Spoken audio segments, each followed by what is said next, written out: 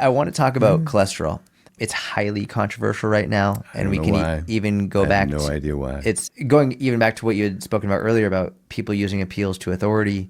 Yeah. There are people who actually who are doctors who are often saying LDL doesn't really matter. Can you talk about it and give the nuance? People deserve to hear you talk about this for a while, so please talk about it. And look, I was not a believer. Norton, as recently as 4 or 5 years ago, said he didn't feel as though saturated fat had a downside. Examine.com 3 years ago had articles showing some of the research suggesting that increased saturated fat didn't increase LDL. The mistake that we all made, and that many others continue to make, there's a few different ones. With respect to saturated fat and its effect on LDL, you can find studies that show increased saturated fat don't increase LDL. The problem is that studies on populations such as in Japan that decreased their saturated fat from 8% of total calories to 4% of total calories. They're down in a range in which there's no extra benefit from that. It's a sigmoidal curve. Okay. And when you start to get up above 12, 14, certainly 18%, you see a significant rise in LDL from consumption of saturated fat. Why is that a problem? Because we have multiple converging lines of evidence now, from epidemiology to randomized controlled trials to, most importantly, I think, the Mendelian randomization, the genetic trials, showing that people at birth who have familial hypercholesterolemia versus people who have PCSK9 knockout genes that live their whole lives with an LDL of around 30, that of an infant, never get cardiovascular disease. Yeah. There's no atheroma, no atherosclerosis. Right. So that's one thing that we see in the research, is that people misapply the sigmoidal curve. They try and claim that LDL isn't causal of cardiovascular disease. We have those multiple converging lines of evidence showing that as saturated fat goes up, LDL goes up, and that's because saturated fat decreases the number of cholesterol receptors on the liver, so it's not taking them out of the bloodstream.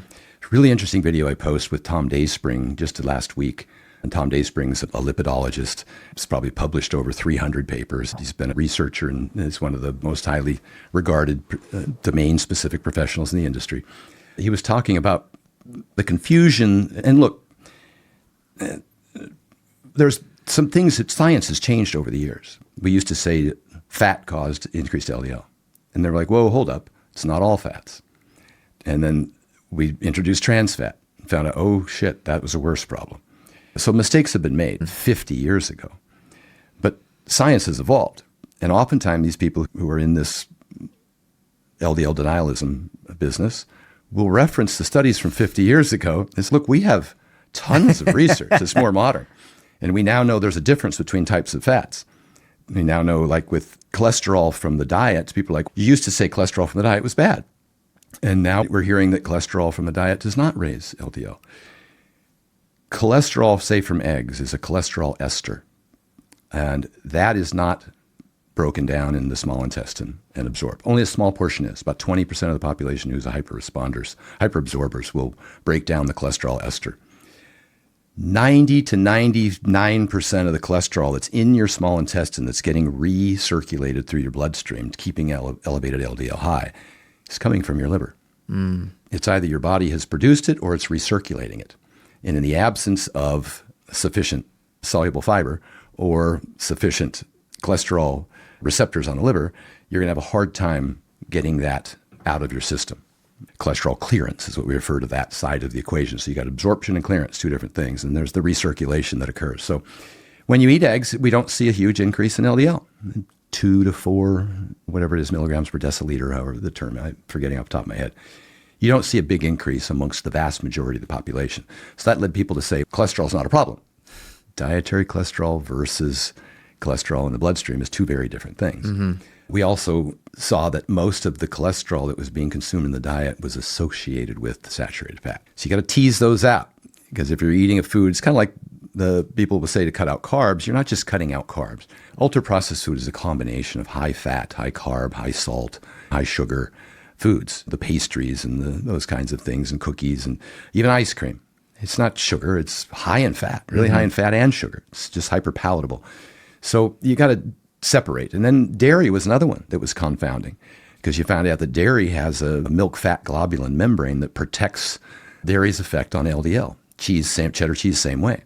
So you can get people to show you research that was largely influenced as far as percentage of total calories as saturated fat by saturated fats that don't affect LDL, and trying to separate those from the saturated fats that do affect LDL, butter being a huge one. And we have the Finnish trial. In Finland, they had a huge cardiovascular event problem. I can't remember specifically what the numbers were, but they were enormous because they consumed a lot of butter. So they went on this national campaign to reduce butter intake. And this is a published study as well. And they had somewhere near an 80% reduction over the 20-year period in cardiovascular events. We've seen our cardiovascular events have gone down by over 50% in the last 50 years. And there has been some improvement in that. And it can't be attributed to exercise. We're not doing any more than that. Probably smoking. We definitely decreased our smoking. So that's one of the problems with some of the literature, the sigmoidal curve, the separating that different foods affect LDL differently, both dietarily. And then another one is this claim that older people have higher cholesterol live longer. And that's reverse causality, because people who have a disease state like cancer or heart disease or the like, the disease state will drive LDL down. And so it's the disease that's driving the LDL down. It's not the LDL that's protective of these folks. So it's reverse causality.